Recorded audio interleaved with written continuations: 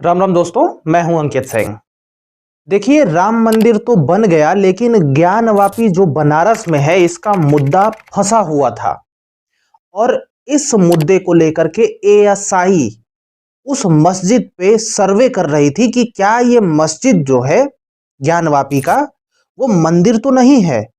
Court के आदेश से ASI वहां पर सर्वे कर रही थी, वीडियोग्राफी फोटोग्राफी कर रही थी। और वहां पे देखा जा रहा था कि क्या कोई मूर्ति है, क्या कोई ऐसा चीज है जो कि देख करके ये बताया या फिर पता चल सके कि वो ज्ञानवापी की मस्जिद नहीं बल्कि मंदिर है। क्योंकि दावे तो हजार किए गए। तो अभी एएसआई की रिपोर्ट भी आ गई है और वो रिपोर्ट हिंदू पक्ष और मुस्लिम पक्ष दोनों को दे दी गई है। अब रिपोर्ट में जो निकल के सामने आया है ना, आपको चौंकाने वाला है।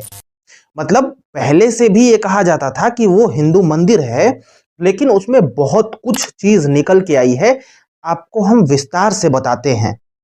लेकिन फिर भी ये सब देखने के बाद भी एक बात मैं कह देता हूं कि फिर भी कुछ लोग बोलेंगे कि ये मस्जिद ही है, देखते हुए भी। खैर, हम एएसआई की रिपोर्ट जानते हैं जो कि प्रकाशित हुई है। दरअसल इस रिपोर्ट में 839 पेजेस हैं। और ये जो एएसआई ने वहां पर सर्वे किया है ना, ये टोटल 92 दिन सर्वे किया है। और उसके पश्चात ये 839 पेज का रिपोर्ट पेश किया है। अब इस रिपोर्ट में आप देखिए विस्तार से कि कितनी सारी चीजें मिलती हैं। देखिए, यहां पे नाग देवता के निशान भी मिले हैं, ओम लिखा हुआ मिला है, और तो और भारी संख्या में मूर्ति मिली है, टूटी फूटी भी। ठीक है। उसके बाद मंदिर के टूटे हुए खंभे मिले हैं जो कि डायरेक्ट दिखाते हैं कि ये हिंदू मंदिर ही था। ठीक है, यही दावा वो खंभे भी करते हैं। साथ ही साथ जीपीआरएस जो टेक्नोलॉजी है उसके द्वारा सर्वे हुआ और उसमें भी खंडित शिवलिंग मिले हैं। अब और भी देखते हैं, बहुत कुछ अभी मिला है, अभी ध्यान से देखिए। क्योंकि उन लोगों को ज्यादा देर तक देखनी चाहिए, ज्यादा विशेष तौर से देखनी चाहिए, इस एएसआई रिपोर्ट को ही पढ़ लेनी चाहिए, जो लोग बिल्कुल ही नहीं मानते थे। लेकिन मैं ये दृढ़ता पूर्वक कह सकता हूं कि वो लोग अभी भी कहेंगे कि अरे ये तो गलत है। जैसे राम मंदिर वाले सिलसिले में हुआ था, जैसे राम मंदिर वाला कार्यक्रम में हुआ था, जो भी हो रहा था। और आपको दिखाते हैं, देखिए जो मस्जिद में तहखाना बना हुआ है ना, उस तहखाने में बहुत सारी कलाकृतियां हिंदू की दिखाई गई हैं, जो कि हिंदू धर्म से ही बिलोंग करती हैं। दूसरी बात यह है कि जो हिंदू पक्ष के वकील हैं, ठीक है, जिनका नाम है विष्णु जैन, ये कह रहे हैं कि टोटल 34 शिलालेख मिले हैं, जिन शिलालेखों पर देवनागरी ग्रंथ, तेलुगु और कन्नड़ लिपियों का उपयोग किया गया है। मैंने सामने रिपोर्ट लिख करके रखी हुई है कुछ, ठीक है, ताकि मैं आपको कुछ गलत ना बता सकूं, क्योंकि ये मामला जो है वो बड़ा सेंसिटिव है।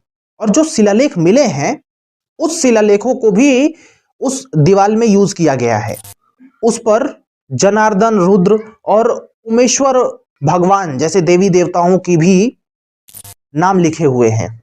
ये जो शिलालेख है ना, इन सभी को, जैसे पहले तो ये सब शिलालेख मंदिर में थे, लेकिन फिर जब डेमोलिश किया गया आधा अधूरा, तो फिर उन्हीं शिलालेखों को उपयोग किया गया मस्जिद बनाने में भी।